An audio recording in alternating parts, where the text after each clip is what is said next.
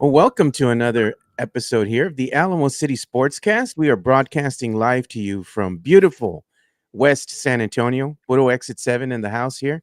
We're going to be joined today by our good friend here of Sweep the League. We're going to be joined by Rudy Campos Jr. Rudy, how's it going today, man? Good, man. Beautiful sunny day here on exit 189. I'm not on your exit, so I'm a little further down from you. But yeah, good old exit 189 now. And we got to give a big shout out here, big birthday shout out to one Matt Lerma, who's in the chat right now. Happy birthday to you, Matt. Hope you're having a great day out there, man. I'll hit you up later on, man. But we're going to go ahead and start talking about some NFL news, man. Not NFL, NBA news. We went ahead and had some great games last night, both thrillers, man. We had 76ers, Knicks, you had the Lakers and the Nuggets, man. And we got to show the screen, dude. We have to. This was the thriller, man, that was over here in the final seconds of the Lakers and Nuggets game, man. All It's Murray, Jamal man. Murray, man. I mean, the guy had a terrible shooting night. I think he scored like 14 of his 20 in the last quarter. I mean, he had a terrible shooting night, but You hit the shooters one that shoot, man. counts. Yeah, he hit the one that count, but he got hot at the end, and that's kind of what was important Yeah. for Denver there. But yeah, who do you blame, Joe? I mean, apparently you blame the Foot Locker guys again. Who knows, man? Something always happens with the Lakers, dude. When they lose, they always got to blame somebody. They have to have a scapegoat. It's the thing that the Lakers do. It's never the team's fault as a whole. It's never AD's fault. Never LeBron's fault. You all blew a 20-point lead, man. It's They Star had Baglam's fault. they had the Nuggets on the ropes and they let them back in. They Mhm. effed around and found out. And what happened in the end? Denver comes through and they just erased that Dude, 20-point lead, man. It was beautiful to watch. I was just sitting there and I was just thinking, like Matt Lerman was saying, Lakers fans are going to be in shambles, especially on the X, dude, when they go into the Lakers spaces and all that. mm, You already knew what was going to happen, man. They were going to be talking, getting mad, and at the end of the day, you have LeBron James comes out here and he's talking about sounding off on the refs, blaming the refs, basically saying that it's the refs' fault. Oh, they missed a call. And I'm like, and he's going back to the 76ers. I'm like, why are you deflecting and going back and talking about a 76ers game that has nothing to do with what you all did? You all blew a 20-point lead instead of taking ownership and saying, hey, man, kudos to the Nuggets, man. They played great down the stretch. We didn't do enough to win the game. Take the responsibility as a leader.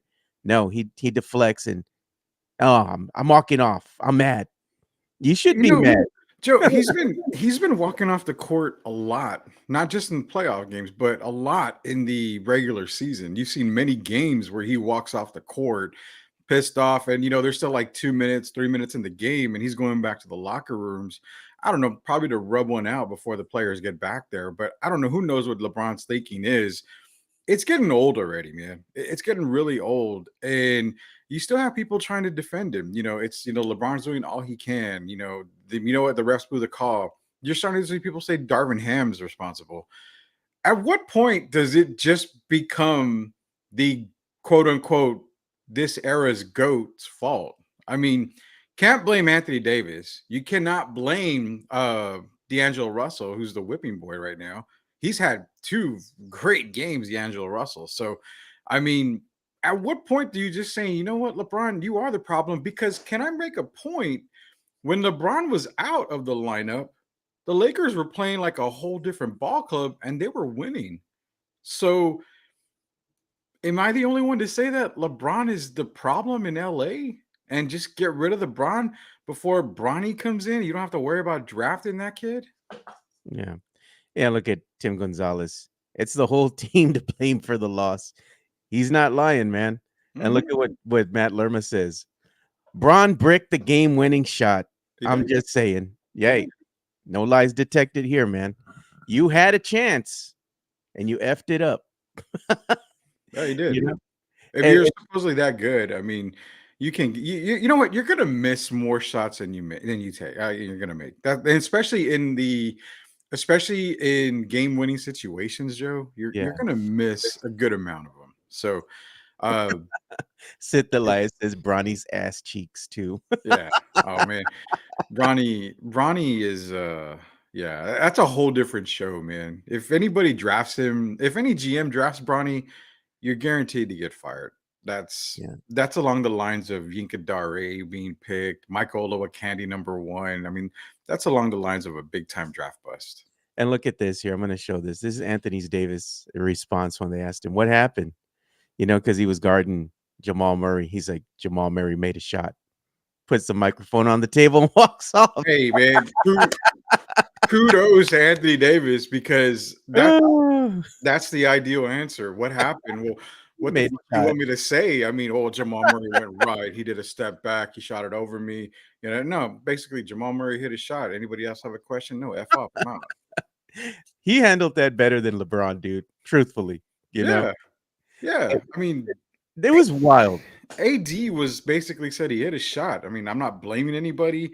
It either goes in or it doesn't. Big effing deal. But LeBron is like, well, the refs are, missing calls, and then they missed one in the Knicks game. And, I really wasn't wearing the right tampon in this game. So, these things are going wrong. He blames everything else except himself. If you were a reporter there and you wanted to get banned for life, you should have said exactly what Matt Lerma said. Wemby would have blocked that. Hey, but Anthony Davis is the best defender in the league, according to him. Oh So, yeah, according to him, yeah, he is. yeah. But while things were going on during this Lakers game, man, I'm gonna go ahead and show this on screen as well. We had the Nikola Jokic brothers, man, throwing hands in the stands, dude. Probably got somebody talking some major shit here. After round found out, got punched right in the face, dude. Man, Nikola Jokic brothers, they don't play, dude. No.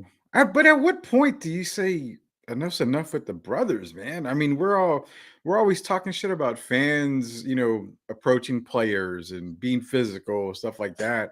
When you have, Jokic's brother, first off, what in the hell are they doing in the bottom bowl anyway? I mean, our isn't family most of the time supposed to sit in luxury suites and all that kind of stuff? I mean, even at Spurs games, Joe, they have that little luxury area in the lower bowl area. Yeah, where you're kind of So sectioned off with the yeah, little glass divider and all that, the exactly. nice It's chairs.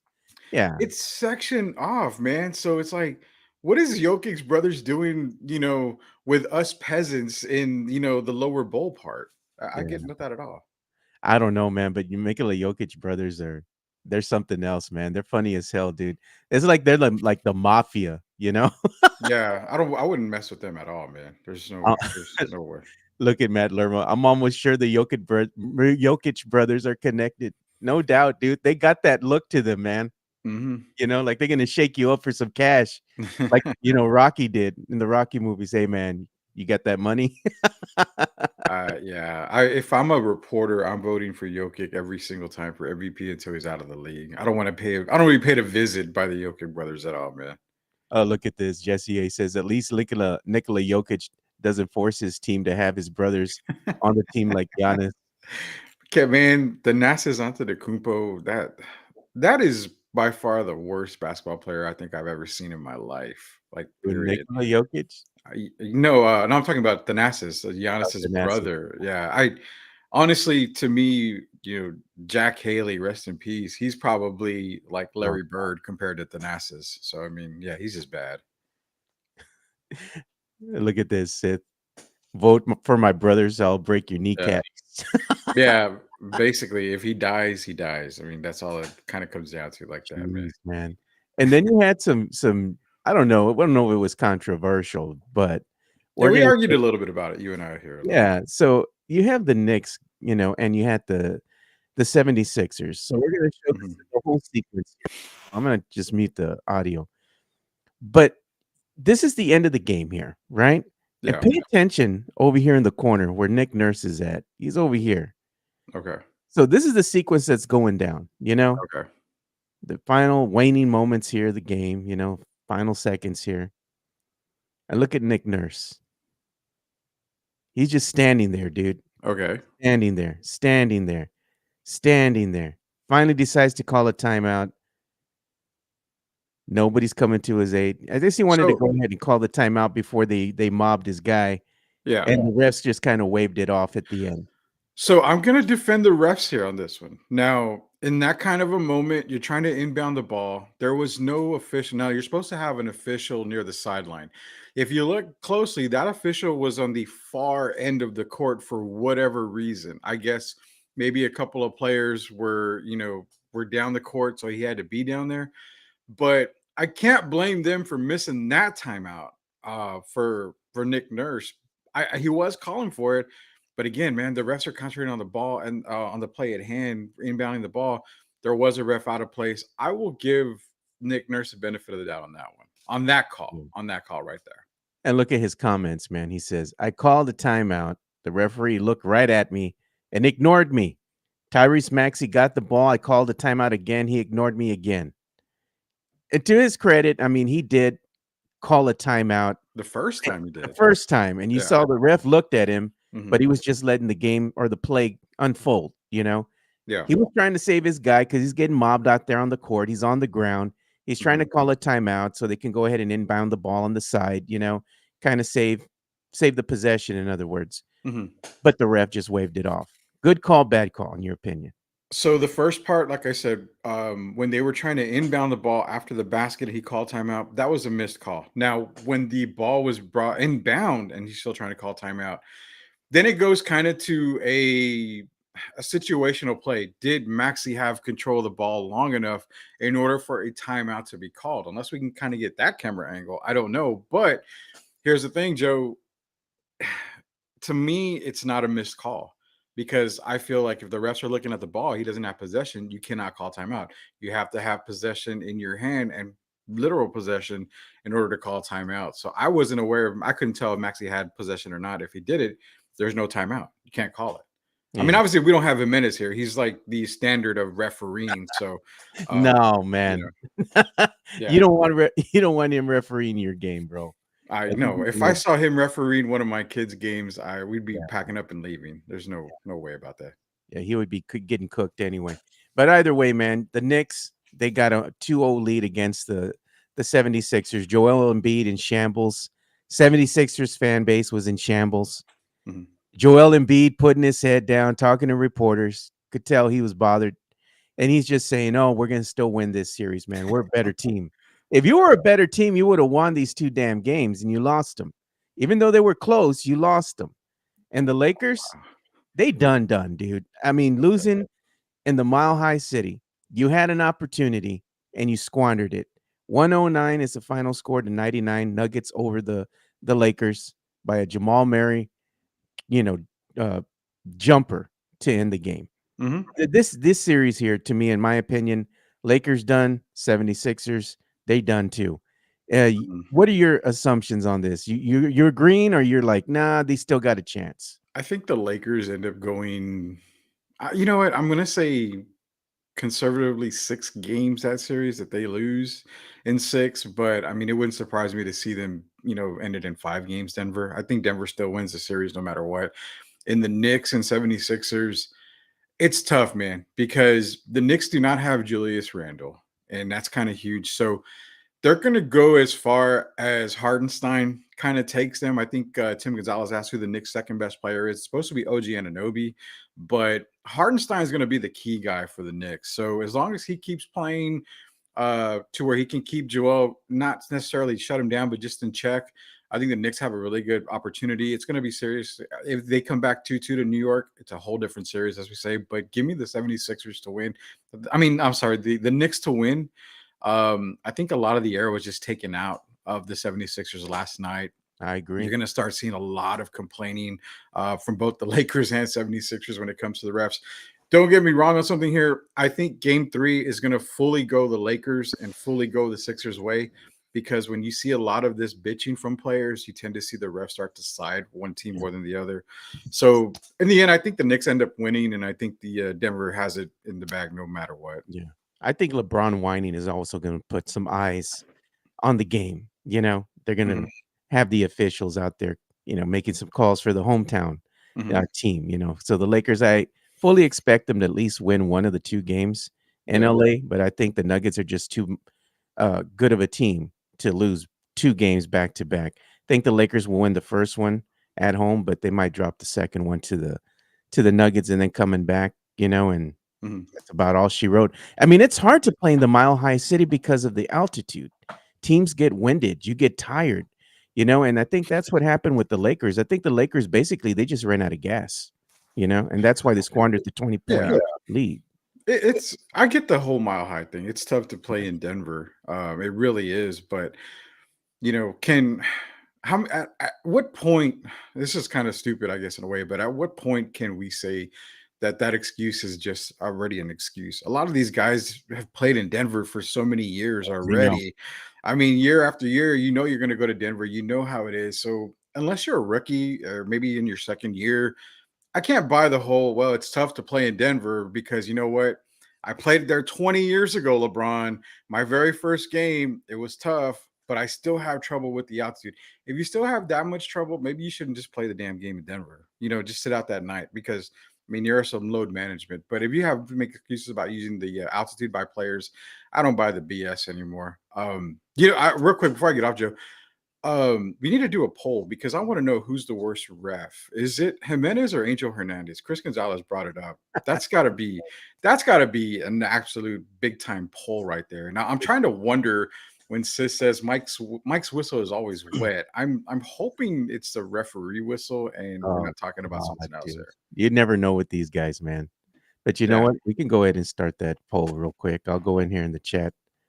Start the poll. Who's the worst ref, Jimenez or Angel? Angel Hernandez.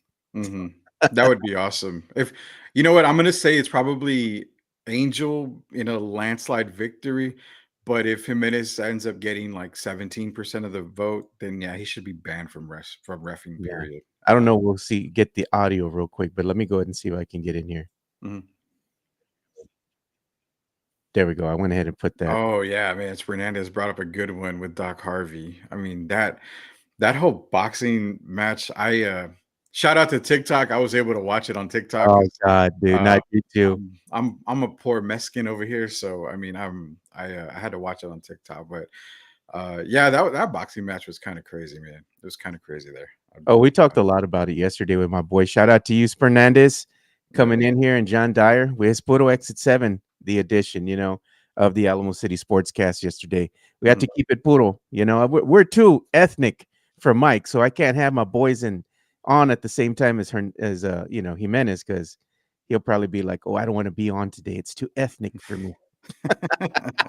What's okay? So I guess this is a good thing because I had a girlfriend that lives in the area of Marbach, but Yeah, I never was over there a lot. And I'll be honest, I never hung out at Marbach area a lot. So I was over there on the main streets of General McMullen and Culebra, St. Mary's University area. So what is the real like what's the culture in Marbach? Because I've heard everything from it's dangerous to it's just brutal ethnic. It's just everything. I mean, for me, dangerous is I can't walk to Culebra Meat Market across the street from my old house without playing Frogger in the street because I'm trying to dodge every freaking car and bus going through there, man. I'm gonna be honest with you, man. It's like that saying from Batman. Was it saying, You don't fear the dark because you were born in it." If you're Mhm. from here, no te pasa nada, dude. You don't give a damn. You go anywhere, can walk anywhere. If you haven't gotten a fight over here at the Taco Cabana, waiting in line or something, you ain't one of us, dude. You ain't one of us. Talk to my boy Fernandez, talk to my boy John Mhm. Dyer. They know what's up, So we're in the hood, bro. If you're from here, you Mhm. don't fear it, and it's just Well, like yeah. every I place. mean, I don't mind. I would go walking, down Marbach or whatever. I don't care. Like I said, I mean, Culebra, John McMullen area, that's little Mexico, in my opinion. I mean, you live Little in there, Mexico. man. You grow up there. You get, you can, what is it? Uh, rabies fears you if you living on Culebra, John McMullen, because you're immune to everything, man. But I Yeah, think Sid was asking if my girl at the time had a coup mullet. Now she don't have, is it a ka or a coup? What do you Marbach guys call it? I don't know what it is. what the cuh? Is it the ka? Okay, so it's Yeah. ka. Why don't Marbach. I say coup? I don't know.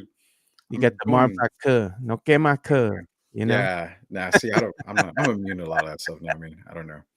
But Yeah. no, she didn't have that kind of haircut. I'm No, glad man, because get the Marbach. Hey, we gotta make a bet. What if, mm, we make a bet for the NFL season or something like that, and whoever, has the lowest win total, uh, as far as us making bets and whatnot, seeing which team's gonna win on any given week, the loser has to get the Marbach. Maybe that's something we could do with Brandon Big Papi Medina, dude.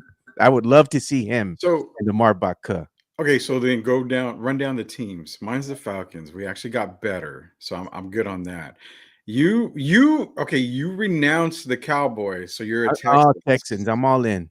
Okay, and then Jimenez is the Saints, Yeah. and Brandon is the Vikings. Oh, pour I'm some gonna, out. yeah, I mean, I'm gonna say Jimenez and Brandon might be fighting for who gets that haircut. I'm gonna say I'm not gonna finish dead last, but I'm not gonna finish first. Yeah. So I'm all for that. I'm all for that bet, man. And I think Christopher saying, every side of town is becoming the hood now. That's why I bolted that motherfucker because I am not gonna stay in San Antonio no more. Joe knows the stories where I used to live. You got bum Um, fights in the backyard, yeah, dude, so man. Come on. I made it very clear. My house before moving out here, we lived right behind Roy Moss Center on West Avenue, and when I'm talking, first off, the reason why I went down was because they put a Walmart on Vance Jackson. Oh, there you go. It's Any Walmart's fault. anytime a Walmart goes up, you're fucked because your neighborhood is just gonna get blasted with drugs, homeless, everything. So Vance Jackson I-10 area used to be great. A lot of old Yeah, people retired. It was a great neighborhood. They put up a Walmart, and holy shit, man, there's a bump for every, one house. There's 50 bums living out there, homeless people. yeah. I mean, you see, Vance Jackson has become the new Guadalupe and Cherry Street. I mean, that's why it's gotten bad, bro. It's gotten bad. Yeah, look at Locked On Spurs today. Shout out to our boy, man, Jeff Garcia. He says our lows today with Rudy will be interesting for fans to talk about. So make sure you Mhm. go and check it out. You check out the new low. So we're at Jeff G Spurs Zone. You can go ahead and check that out on the X. And you can also check out Jeff and what he does for Los, your daily Spurs podcast, over on his YouTube channel as well. So we'll go ahead and give some love to Jeff real quick here. It was very interesting that conversation. Very interesting. So yeah, definitely check that out, man. Locked On Spurs is your daily Spurs podcast, hosted by Jeff Garcia, the lead Spurs writer for Ken's 5 San Antonio. Jeff has a healthy plethora of guests all the time on the Locked On Spurs podcast. You can also follow Jeff on threads at Jeff G Ken's 5 SA. You can also follow Jeff on Twitter at Jeff G Spurs Zone. So make sure you go ahead and give Jeff a follow not only on threads and Twitter, but also on YouTube at youtube.com/at Locked On Spurs. This is where you're going to be able to find the replay of the Locked On Spurs podcast. Make sure to like, subscribe, and share. Yeah, and like we're saying, man, go ahead and listen to the latest Locked On Spurs podcast with yours truly here, the one and only Rudy Campos. So that's going to be an interesting episode for sure. So make sure you go check that out. And I want to get into this too, man. I'm going to get your Yeah. opinion on this because I saw this on the X, and it's NBA Central was sharing this. ESPN's top 15 players in the postseason. Number one, they got the Joker. I'm not discounting that. He's a great player. Luka Doncic. I'm like, bro, what have the Mavericks done in the postseason, but besides lose? Shai Gilgeous-Alexander. Okay, He's okay, gonna be your number MVP. one. I Yeah, have him as your MVP. yeah. Joel Embiid. Okay, Kawhi Leonard. The You gotta play nephew. a game. You gotta play a game first to be considered top 15. Exactly. He's a part-time NBA player. He only wants to play in the playoffs, and even then, he don't play every damn game.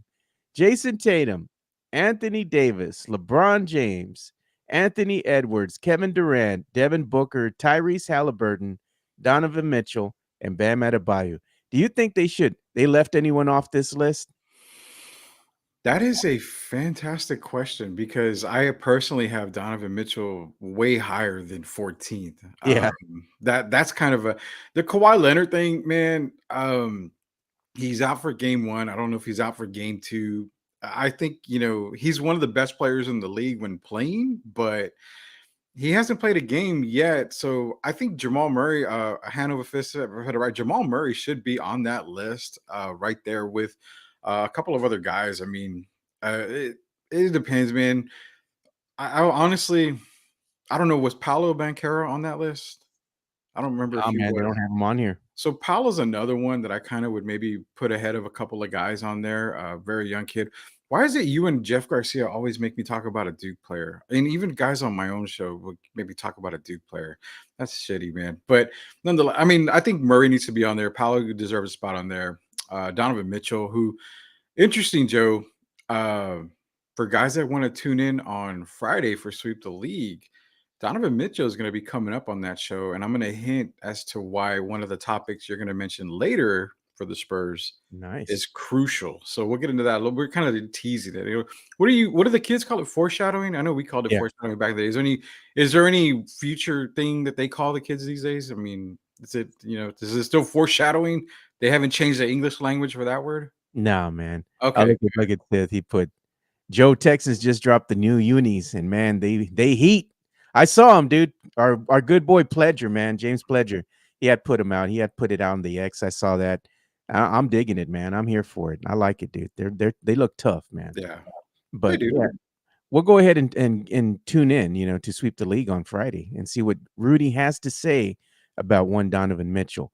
And speaking of something that we got to say, Mhm. look at this that dropped down. This had Spurs Twitter in shambles here. Spurs fans talking amongst themselves, feeling a little disheartened. I The wonder why. Spurs reportedly don't see Trey Young as a fit with Victor Wembanyama per basketball talk. Our- and it says league sources have told NBC Sports not to bet on that happening as San Antonio doesn't see Young as a fit with Wembanyama. Going forward, the Spurs might be more interested in the Hawks' DeJounte Murray if he's available. Say it ain't so, Rudy. It is so. I mean, just plain and simple, Jamal Murray hit a shot. That's basically what I'm gonna say right there. It is true, man. So the Trey Young bit, let me put it this way. How many times in Spurs history has a Spurs front office said something and it's totally the opposite? I mean, they don't just come out and say certain stuff. They don't always leak their business. I still say that if for those that want Trey Young, it's still technically possible for Trey to come to San Antonio, but to me, there's better options. If you're going to move on from draft picks, there's way better options than Trey Young out there. And there's going to be a lot of other guys that are going to be worthy of getting, what the Spurs want to offer. So that's kind of where the Donovan Mitchell thing comes in. Joe is, I believe Trey's on the move. I believe the Spurs will be a part of the Trey Young deal. But if you remember in the past week or so, Atlanta did make it clear that if they were to move Trey Young, they would need a third team. Hence the triangle of terror, the Spurs, the Hawks, and the Cleveland Cavaliers. That's where I'm kind of seeing this whole Trey Young bit being played out. Look at this, Chris Gonzalez. Remember, we are not supposed to trust what they say. The Jimenez rule, number 31. But y'all people believe what Jimenez says sometimes. So I mean, They do. that's kind of you know that's what I'm saying. I don't know. Look at what Tavares said. This is a good point here. He says Brian Wright wants to build through the draft better job security. Oh man, the thing is that I know Spurs fans were enamored with the idea of Trey Young playing alongside Wemby. I wouldn't be mad at it. I'd be okay. You're Mhm. not going to get any defense out of Trey, but you know what? This team isn't very good defensively anyway. So are you really losing anything? Not really. But what you're going to gain is somebody who can put up buckets alongside Wemby. I'm here for that. But at the end of the day, I think what it boils down to is the asking price for one Trey Young is going to be quite high. You're going to have to say goodbye probably to Devin Vassell. You're Mhm. probably going to have to get rid of Keldon Johnson. Some of these picks, you're going to have to go ahead and give them back to the Hawks. I mean, they're going to want something in return for one Trey Young. And I think with the Spurs right now, they're probably going to see where the ping pong balls fall for them Mhm. via the NBA draft, the upcoming NBA So draft. so do you want me to give you an exclusive right now? Yeah, go ahead, Okay, man. so this is what I was gonna do on Friday. We'll share it here. Let Okay. me share the screen and you can share it out to everybody. Yeah. This was the ideal trade that I was working on, and I talked to a couple of people. We were thinking now this is probably what it'll look like. So you mentioned Devin Vassell, and unfortunately, he would have to be a part of it. So this is what I'm looking at, something like this right here. And you've got, so you got a 3-team trade. Obviously, like I said, the Hawks need to get a third team involved, is what they were saying. So you would have Trae Yep. Young going to Cleveland. And that kind of solves their Mitchell for Cleveland thing. You have Mitchell coming to San Antonio. Then you have the Spurs trading both Devin and Devontae. Their first rounder this year, their first rounder next year, not the Hawks, but the Spurs' own first rounder this year and next year. Us giving away and the Cavs also sending this year's first to the Hawks. Now that makes their rebuild a little bit better for Atlanta. You still get a scorer with Devin. You pair him back up with DeJounte Murray. But this is the key. That first round pick this year or next year, the Spurs are going to have to make it. You can't give back-to-back first rounders in the NBA. So the Spurs are probably going to make the pick for the Hawks, trade it away. This is just, again, my opinion here. But this makes sense for all 3 teams all the way around. The Hawks get a rebuild. They get started on a rebuild with Devin and DeJounte. They get multiple first-round picks this coming draft. They'll have the Spurs. They'll have their own, I believe. And then they have Cleveland's as well. They're going to get another pick going into next year. They kind of get their pick back next year. Why does it make sense for the Spurs, Joe? Because if you're getting a Donovan Mitchell, he's way better than any player you're going to draft this season in this NBA draft. Now, you're thinking 2025, what the hell, Cooper Flag? You still have Atlanta's pick. Atlanta's probably going to be a lottery team no matter what. But what does that do for the Spurs 2025 pick? You have enough in your bones to feel that a Donovan Mitchell, Victor Wembanyama-led team can lead them to at least a play-in spot. So you're not going to have your own lottery pick if that happens. Again, you still have a lottery pick going to the Spurs from Atlanta, but you're giving up your own because you're betting that you're going to be way better than you would be going into 2025. So you're not losing anything. Yeah. For Sam me, this Salinas is a has a question. win-win Spurs for the Spurs right here. Yeah. Sam Salinas says, great, but how does the Atlanta 2025 first round we own play out then? So remember, the 2025 Atlanta Hawks pick is unprotected. You're betting that the Hawks are going to be a lottery team. If they lose Trae Young and all they have is DeJounte Murray and Devin Vassell, we saw what a Vassell DeJounte Murray team looks like, that kind of a backcourt. It's not playoff bound. They don't have anybody else in Atlanta that's going to help them get to the playoffs. So that's where I'm saying you're at all costs, you're giving away your own pick in 2025 because, like I said, you're betting on Mitchell and you're betting on Wembanyama to at least get you to that play in, which I really believe they can. That kind of combination right there. But that 2025 Atlanta Hawk pick stays with you. So Atlanta's still getting a first-round pick. They're just not getting that high lottery pick.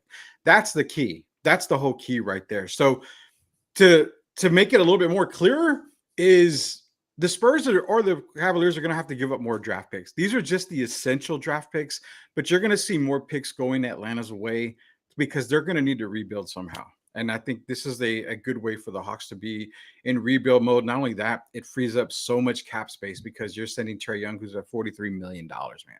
So that Christopher Leha, dude. He says Spurs play better without Devin, Keldon, and Jeremy. well, no, let me go a little bit into this here. Is the fact that by doing this move, it makes total sense. And people are going to probably kill me for this, but it makes total sense on two ways. You can go out and get you a shooter, as in Klay Thompson, for real cheap. It makes it more ideal for him to want to come to a Mitchell Wembanyama squad. So you kind of get him on the cheap, but you don't sign him for more than 2 years. Team option second year. Why? Because you still have 2025 to come up here. You've got Victor on a rookie contract. You get rid of $29 million.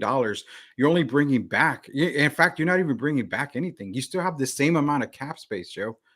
I mean, you're bringing in Mitchell at $35 million for 2 years, on each year for the next 2 years. You can re-sign Mitchell. Plus, you can also go out and get you one of the key free agents in 2025. So This is why I feel this is a good setup here. The key pick is the Hawks pick next year. That's the key pick. If you have to give that up, then maybe you give that up. Yeah, and that's what Sam Salinas was asking. Do you give that back? And you just answered that right there.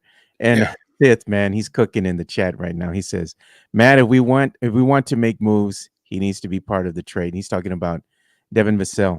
I'd take Mitchell over Vassell any day and twice on your birthday. Man, y'all can't even leave Matt alone on the birthday, dude. Come on, man. And I guess the ideal part is take out Devin. And I also did another one where you take out Devin and you put Keldon in. It still works out. But again, if you're Atlanta, do you want Keldon? Do you want Devin?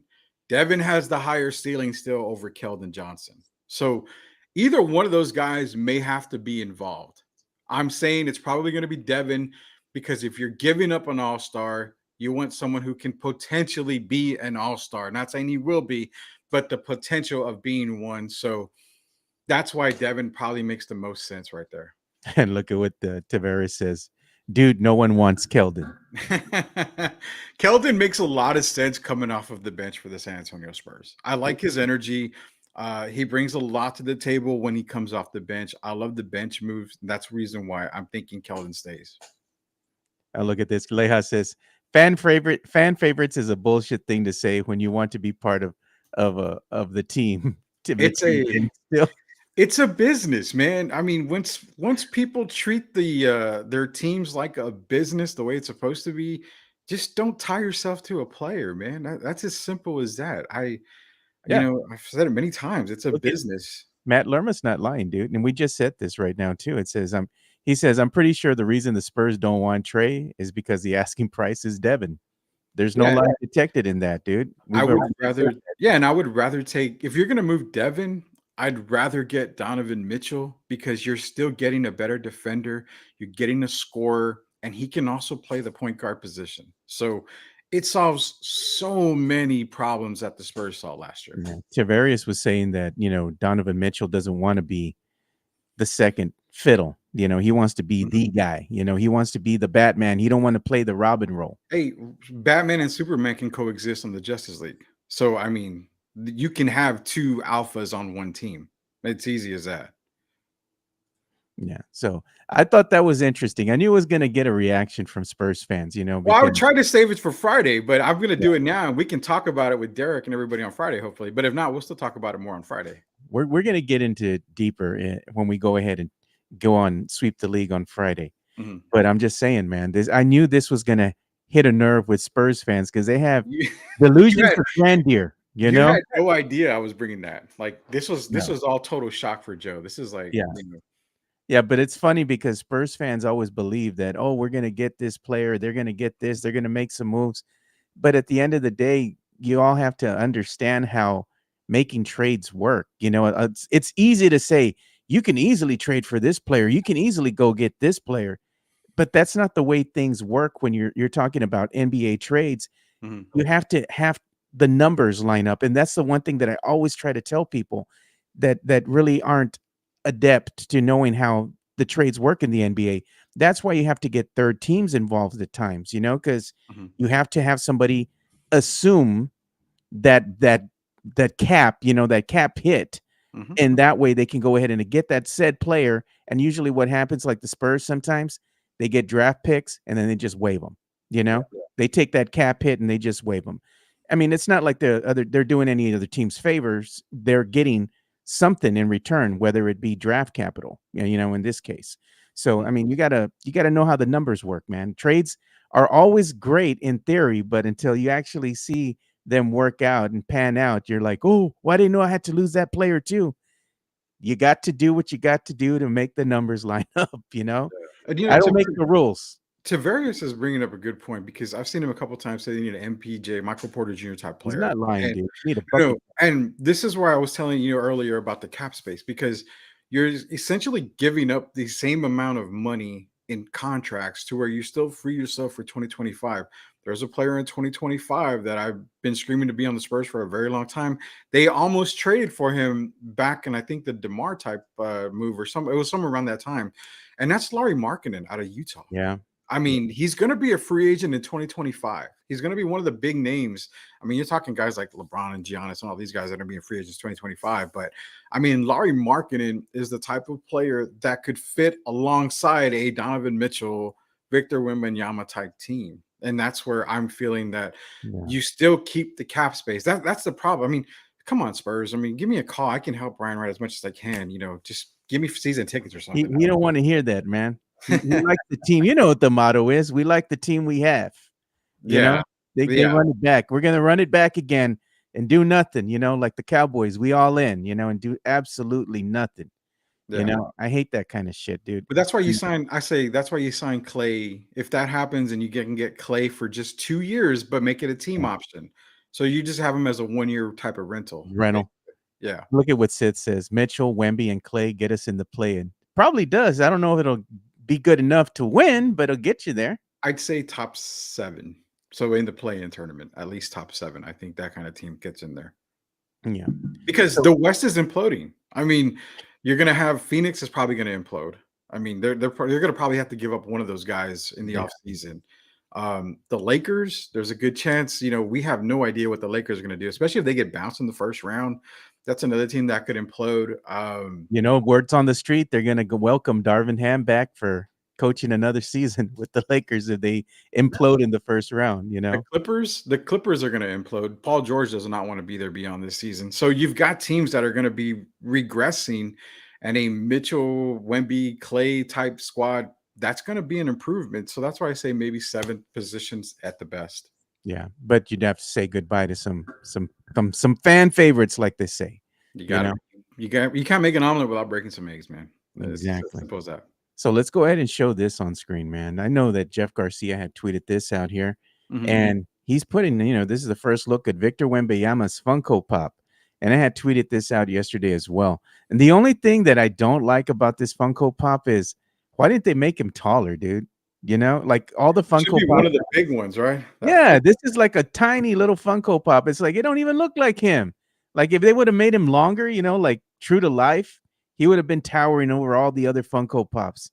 This was a miss, in my opinion.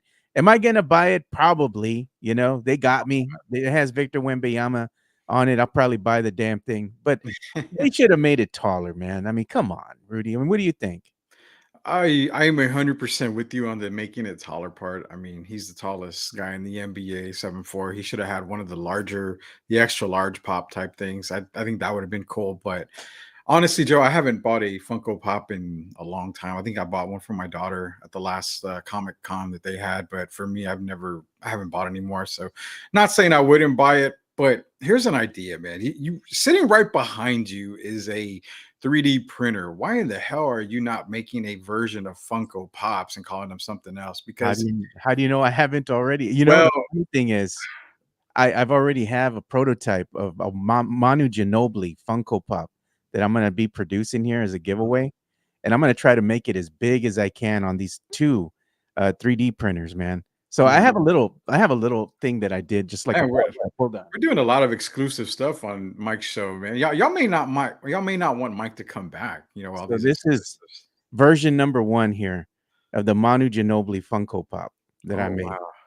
So I was just testing this See, model out because I you have got the the hair though. dimensions. Like you Huh? got the hair. That's a thing in the back. Every Funko Pop is the same damn, design, Oh, he's man. got the wavy locks, dude. Yeah, that's what I'm saying. Every Funko Pop is the same design. Like, Yeah. we He's get even got the crazy. cape, the little flag that he had on. He's got the little, the trophy and everything. So Nice. I'm getting it down. I'm getting it down. It's getting closer, but I'm gonna make it a lot bigger, and then give that out Mhm. as a gift, because we can't sell these things. We can just go ahead and gift them, you know?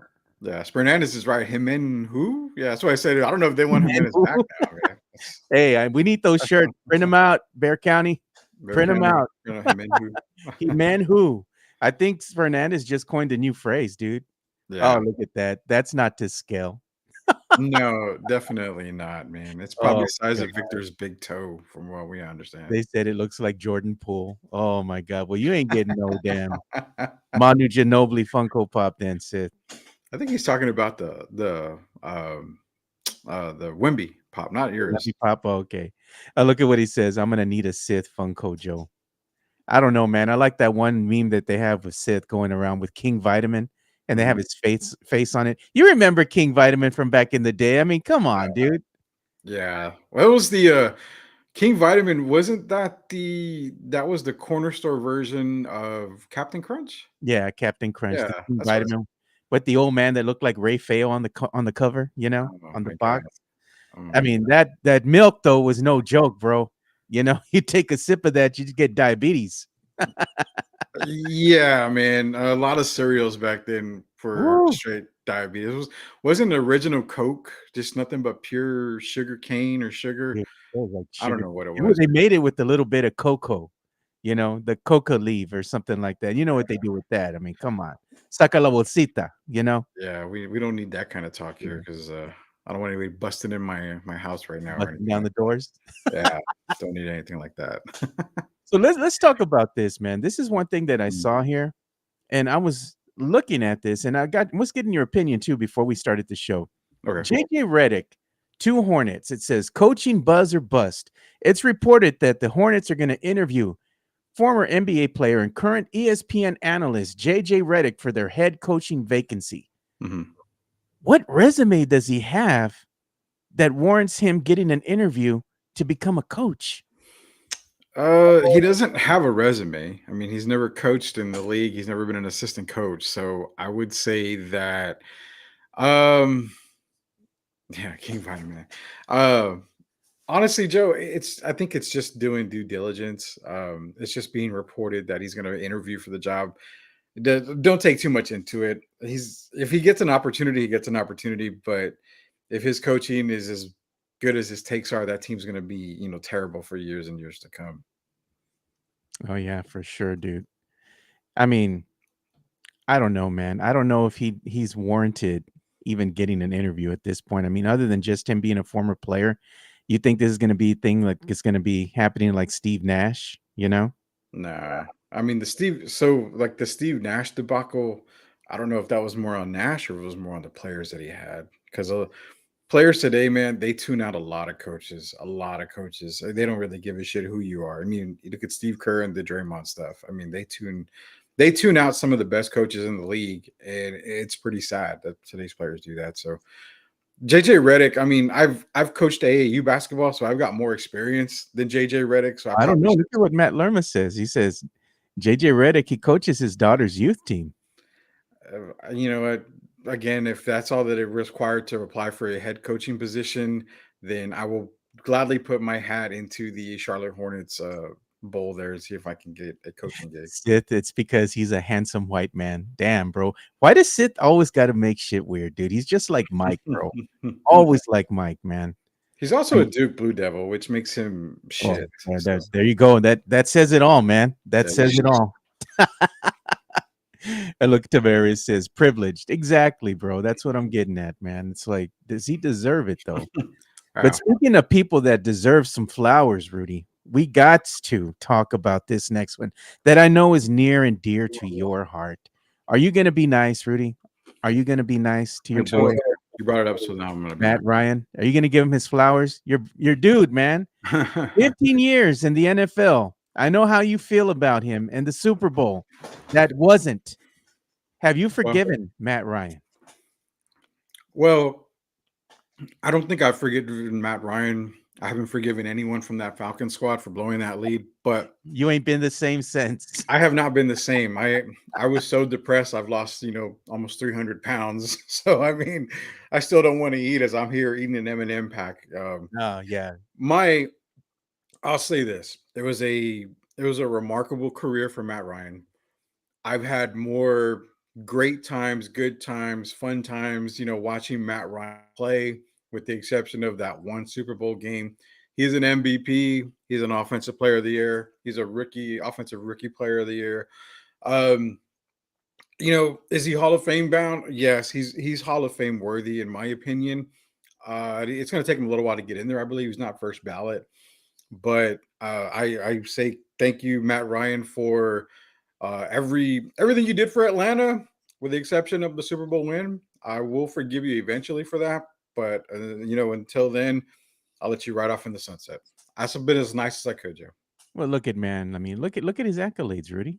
You gonna read those off for us? I just did. I mean, I just did. Yeah. MVP, Offensive Player, 4-time Pro Bowler, first-time All-Team Pro, 15 seasons. At the bottom, it says his jersey not owned by Rudy Campos because I don't own a Matt Ryan Oh, come jersey. on, Rudy. I don't. That's I your don't. team, man. You were all Falcons when we're in the Super Bowl, man. Yeah, I was. I'm You sorry. were in the Matt Ryan jersey, I bet, and And everything. no, and that one I was actually wearing my Tony Gonzalez Atlanta Falcon jersey. Okay. Oh man, what a throwback, dude. Hmm. Tony Gonzalez. Yeah. Forgot about him, dude. Good you brought him up. Hey, but we're gonna go ahead and give Matt Ryan his roses and wish him happy retirement. They do have pictures of him going back to the Falcons, and for just one day, I guess, to go ahead and sign a 1 day contract and finally officially end his career where it started. He's gonna end it as a Falcon. So good on them, good on the Falcons for doing that. They did him a solid, for all the years that he gave them. So we're going to talk about this as well. NFL breaking news here. When you thought the Broncos couldn't get any worse, man, they go and they surprise us all. So the Jets are trading quarterback Zach Wilson Hmm. to the Broncos. What do you got to say about this, man? Um. Congratulations, Denver. You still suck, or we suck again. However you want to say it. Is this And is this Denver saying that they're going to be team tank this season? no, Denver's going to get a quarterback in this NFL draft. There's a good amount of quarterbacks that can help Denver right away. This was more of a So the easiest way to put it, and probably the best way to put it, is this was more of a we still have hope for Zach Wilson with Denver because with Sean Payton there, Sean Payton is a pretty good quarterback coach. So they're getting basically, I mean, the trade, I think, if I'm not mistaken, Denver got him like very cheap. And when I say cheap, I mean he's owed $5 million. They're only going to pay him 2.5. The Jets are responsible for the other 2.5. So I mean, you're basically getting for nothing. Is he an upgrade over what they have? I mean, you're talking about Jared Stidham right now as their starting quarterback. Then you have Ben DiNucci, former Cowboy, great Ben DiNucci Yeah, there. you say his name right, Yeah, Danucci. DiNucci. So out of those three guys, I wouldn't trust them. I wouldn't trust them in a flag football game, to be honest with you. But if it's for me right now, I think they can get the most out of Zach Wilson. I fully believe they're going to end up drafting a quarterback in this draft. There's no way that they don't. So what? Zach Wilson's just going to be a backup QB sitting on the bench just in case. I'm going to go on a limb for the Broncos fans out there. I think Zach Wilson is a starter for the Broncos this year. For how long, I don't know. I mean, it's tough to say, but we've seen players go from one team to another, and their career is shot up. So, um, who knows, man? I mean, you can't get any lower than on the floor like Zach Wilson is. I mean, he's like, what is it? David Hasselhoff when he was on the floor that one time, drunk off his ass eating whatever the hell he was eating. So you can't get any lower than that. That's kind of where Zach Wilson is. Hey man, I love this video by the way here. We're going to talk about this right now. This is Robert Griffin the third, man, and they do this great bit, dude. Mhm. Let's listen to just a couple seconds or a couple minutes of it, a minute or two. Yeah. Next up in our Dragon Ball Z Times NFL Draft project, we got Bo Nix, the quarterback from Oregon. And that's right, he's Android 16 because he plays with machine-like efficiency. Did you hear that, dude? He says Bo Nix, he's comparing him to Android 16 from Dragon Ball Z, dude. That shit it's fire, dude. I love it. I love it.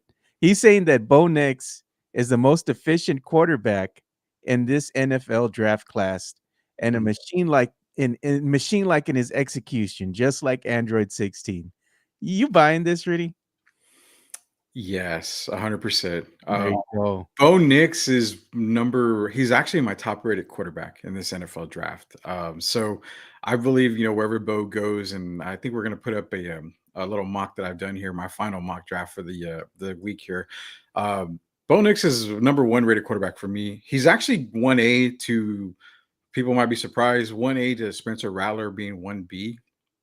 Both guys I think are going to have good careers in the NFL, depending on where they go. So Robert Griffin's right. I mean, Bo Nix definitely was the Android A116. I mean, definitely, he's a beast, man. He's a beast.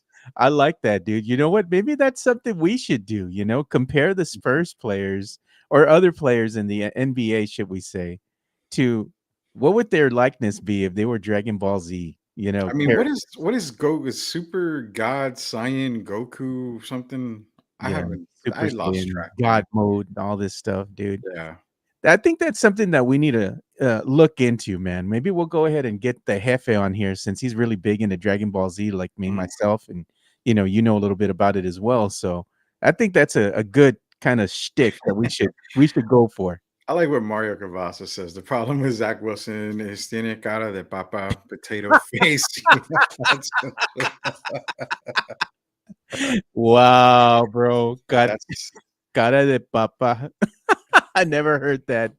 that is Man. that's Hey, awesome. we always get some first here on the show, dude. These Mhm, our listeners here are just insane, man. But we're about 2 days away from the NFL draft, Rudy. It's mhm. coming. So, we gotta go ahead and talk about a little bit about the NFL draft. I mean, we have some mock drafts that have been popping off here and there, over the last couple days here. So, let's go ahead and show this on screen. There you go, man. This is my final mock draft going into Thursday. Just a quick shout out. I'll be recording with Sports Insanity Network tonight doing NFL mock draft stuff. So look for that to come out here very soon. But as we can go down the list, man, I mean, right now, Caleb Williams and Jaden Daniels, Drake May, that's kind of where I'm seeing these guys going. Marvin Harrison Jr., I think is Arizona. I think the first trade you're going to be making is Minnesota. And they're going to obviously need a quarterback. I feel like Minnesota shouldn't have to trade out from 11 and 23. But I think they're desperate to make sure no one gets JJ McCarthy, i.e., the New York Football Giants, which I don't see them doing. I think they trade out. They trade up with San Diego. I'm not San Diego. Los Angeles Chargers, giving them the 11 and 23rd pick, getting JJ McCarthy. But I mean, this is where I was coming in, Joe. I felt like the Broncos were trading down with Buffalo at 12 because Buffalo needs a receiver. I think they're going to be desperate to move up into the draft. I have them taking Brian Thomas Jr. Broncos trade back, get some extra draft picks later on in this draft. But sitting at number 28, they're able to still get Bo Nix. So that's where I'm feeling that Bo Nix goes to the Broncos. Michael Penix Jr. is still going to be there. Spencer Rattler is going to be junior. But this is the latest mock draft that I have right now, and I love it because I'm seeing a lot of the comments. Let me go on a little Brock Bowers, stick here. Brock Bowers, it's so hard to trust a tight end in the league because go back to the Kyle Pitts. I know the Kyle Pitts thing going right now with Atlanta. Brock Bowers is a hybrid tight end. Love it. Great. He can block. He's a great blocker, great run blocker. He's a pass catching MFer. He's gonna be a great talent. But in that first part of the draft, he's really not needed anywhere there. There are bigger positions that need to be filled in that first part of the draft. So that's why I'm feeling a lot of these guys might be dropping here, with Brock Bowers being one of them. He's going to be a first round pick. If anybody does move up to get him, it's probably going to be through a trade. But I do feel Brock Bowers is probably going to end up dropping to the latter part of the first round. Any guys on here you want to talk about, Joe? Obviously, your Cowboys, I have them getting an offensive lineman in Tyler Guyton out of Oklahoma. You don't think they're gonna go after a tackle? They need a tackle. They need line help. Period. I think they're going to go with the best line person possibly. I mean, you still have. You may see maybe a Graham Barton drop to them. Probably Jackson Powers Johnson maybe might drop to them. But with Jackson Powers Johnson and Graham Barton, one of them is going to go to Pittsburgh. I just think they're going to take the best offensive lineman available at that time. Look for them to maybe trade down. You still have the kid Paris out of Houston. You got Jordan Morgan, who obviously I have drafting at the last part of the round from Arizona. There's a lot of different things the Cowboys can do. Essentially they should trade down to get more draft picks though. Yeah, what about the kid Kool-Aid, man? Where do you have him going? So Kool-Aid McKinstry, he's a really big name amongst a lot of people in mock drafts, but I actually have him as a second rounder. There's a lot of Ooh. cornerbacks going right now. My favorite and best quarterback is Quinton Mitchell out of Toledo. He has going to number 15 to the Indianapolis Colts. You also have Terrion Arnold. I have him go. Terrion Arnold. I have him going to the Raiders at number 13. There's a lot of different guys at cornerback that I like. Cooper DeJean is another option there. He's listed as a safety, but he can play cornerback as well. But Kool-Aid McKinstry, I have him as a second rounder right now. Okay. What do you think the Of course, we got to talk about the Vikings because our good friend Brandon Big Papi Medina is a big, humongous Vikings fan. Mhm. What do you think they're going to wind up doing? Some mock drafts have them taking an edge defender. Or what do you think they're going to do? So the Vikings don't move up in the draft. They're probably going to end up going with the QB at 11, whether it be possibly Bo Nix, whether it possibly be. And the other thing too, Joe, is I really feel like they don't have to trade because JJ McCarthy, if he's the guy that they want, is going to be there at 11. There's no one saying that the Giants are going to take a quarterback at number 6. They have a bigger need to fill, and that's wide receiver. So when you're staring down the barrel of Roma Dunze, of Malik Neighbors, even of Brian Thomas Jr., the Giants are going to get as much help as they can for Daniel Jones, knowing that this is Daniel Jones' last ride for the Giants. So if I'm the Minnesota Vikings, I'm kind of staying put. I'm just kind of worrying if another team below me is trading up, possibly, the Raiders. They could be in the quarterback discussions. Really, outside of that, Joe, there's nobody else that needs a quarterback. So stay where you are. Get a Michael Penix, maybe get a Bo Nix. I mean, they're going to be there. Keep your 23rd pick. Get another player. But in this kind of thing, I think they're going to panic. Last I heard, Atlanta is trying to take advantage of Minnesota and maybe getting their 11th and 23rd for Atlanta's 8th. I think that's a little too much. I think just another 8 for 11th and some other draft picks would be good. But for Brandon out there, they're probably going to look at quarterback, obviously. I just feel like if they trade up, it's going to probably be within the top 5. Okay. What about this talk about, they've been always talking about Caleb Williams going number 1. Do you think that the Bears, in fact, are sold on Caleb Williams? They have to be. I mean, they literally have to be sold on Caleb Williams. I understand the Justin Fields trade. They should have never made it. You built a team around Justin Fields in the offseason.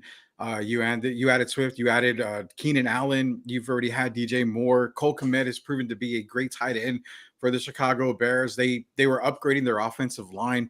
Everything was set for Justin Fields to have a successful year. You move on from Justin Fields. So now you're almost pressured to take Caleb Williams. And that's kind of sad because I don't have Caleb Williams. In fact, if I had to put a grade on Caleb Williams, I have him as a 3rd or 4th round pick, Joe. I mean, Caleb Williams is not the guy. He doesn't have the mindset to play in the NFL level. He's got the talent, but talent can only get you so far. Is he Michael Vick talent? No, he's not Michael Vick talent. Is he Lamar Jackson talent? Well, shit, if he's not Michael Vick talent, what makes you think he's Lamar Jackson talent? He's nowhere near that at this time when his NFL going into his NFL career. So if I'm the Bears, I might be wanting to trade down to get another quarterback, but to get a lot more draft picks. But essentially, everything points to them taking Caleb Williams now. I think they're buying into the hype around Caleb Williams. And again, I just don't buy it, but I think they're forced to kind of take Caleb Williams at this point. And we got a question here from Matt Lerma. He says, because he's a reformed Seahawks fan. Okay. He went ahead and let the X decide what team he's going to root for this season. So he's asking thoughts on Seahawks and what they're going to do in the draft. So I have the Seahawks taking Marius Mims from Georgia at number 16. What I like about the Seahawks is they're kind of already good at every position, and they're not great at certain positions. They're good at a lot of them. You've got Geno Smith, who's had a revitalization in Seattle, but the key point to that was they were able to trade for Sam Howell, who's going to be a good backup and kind of that predecessor to Geno Smith. You got Kenneth Walker the third, and Zach Carbonet at the running back position, DK Metcalf, Tyler Lockett, Jackson Smith, and Jigba. You got your trio of receivers right there. Jake Bobo is another guy who's a receiver for Seattle that is making a lot of strides. He's going to be, if you guys can remember that Julian Edelman, Wes Welker type player, that's who Jake Bobo is going to be for Seattle. They could use an upgrade at position. I wouldn't mind them maybe taking a Brock Bowers at that point. That's one position I could see them going for. Charles Cross, they've got Tomlinson Harris, I believe, there on the offensive line. They really could use an upgrade on that offensive line. That's why I have them taking a Marius Mims, kind of give them that anchor that they're going to need alongside Charles Cross. Their defense, Matt, I mean, good. You got Devin Witherspoon. You got Woolen. I mean, you've got a lot of great guys. Leonard Williams is there as well. So look for them to draft a little more on the defensive side going into the second, third, fourth rounds, second and third day of the NFL draft. But I think that you really need to go with the Marius Mims or any offensive tackle just to kind of bolster that line to give the offense the boost that they need. Yeah, one thing that I just saw, coming in, looking at the X and whatnot, is Mhm, that they went ahead and I saw they announced that the Chiefs have extended one Andy Reid all the way up, I believe, until the 2029 season.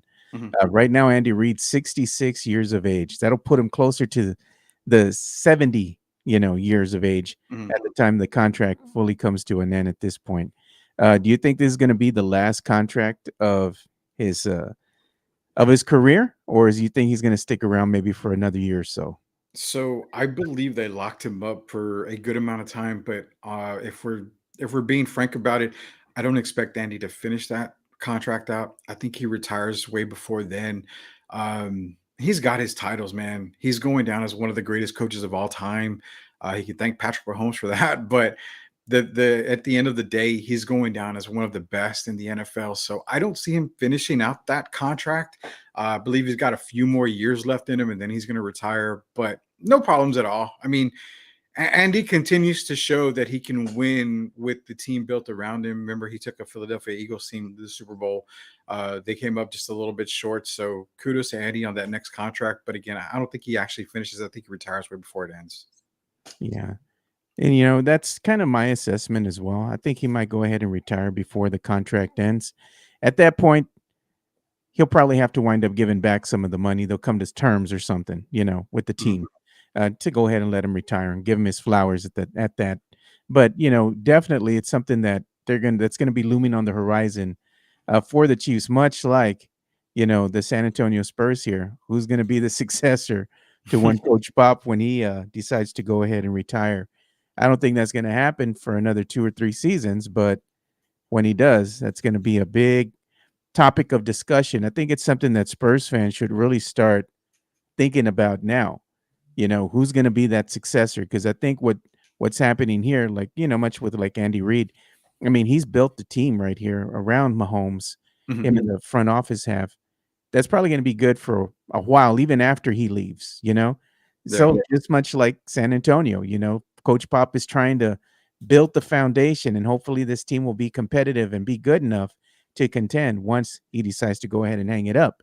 Yeah. So I can draw the comparisons there between the two. That's kind of what I was looking at when they extended one Andy Reid here. I'm like, okay, they're probably going to be looking to see who his successor will be. They got to be thinking about it, don't you think so?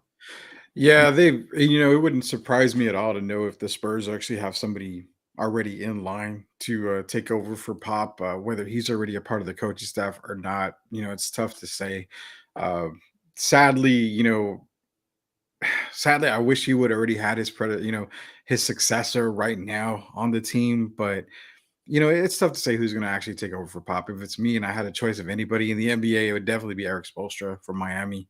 That would be Yeah. my number one and really only choice to do. But I But mean, the Heat have already extended him. yeah, that's what I'm saying. I mean, he's never going to leave Miami. He's got his job there for life. So outside of that, I mean, it's tough to say who you'd want to take over for Pop, man. Yeah, tough call either way, man. So we're gonna go ahead and start bringing the show to an end here. Well, Mhm. usually we try to end it around 11:30. Yesterday we went a little long, but because we had the photo edition. So before we go ahead and bring the show to an end here, go ahead and let everybody know where they can follow you. They can see it right there at Sweep the League on the X. But what do you got cooking up for Friday's show? So for Friday, it's going to be the day after the first round of the draft. So we're definitely going to cover all the picks, let you know how we feel about which players went where. Also get into more of the Donovan Mitchell Spurs talk that we brought up earlier that kind of caused a little firestorm on the Alamo City Sportscast. Sorry about that. Press with that. But also another topic. It's on Locked On Spurs today. So be sure to check out Locked On Spurs with me and Jeff Garcia. That's another topic that's going to be coming up, and it has to do with Tim Duncan and Wemby. So the comparisons kind of got not a heated, but we kind of got into a little debate about that. So be sure to take a look at Locked On Spurs today. Watch it. Let us know how you feel, and we'll discuss more of it on Friday. Yeah, so definitely make sure you go and follow Rudy. Make sure you tune in to the new episode of Sweep the League, which will Mhm, be coming to you live on the Alamo City Sportscast, or the podcast network, should I say. mhm. So make sure you go and tune in. So for Rudy Campos Jr., I'm Joe Garcia. Thank you guys for watching another episode of the Alamo City Sportscast. We'll see you boys tomorrow. We're out. Peace.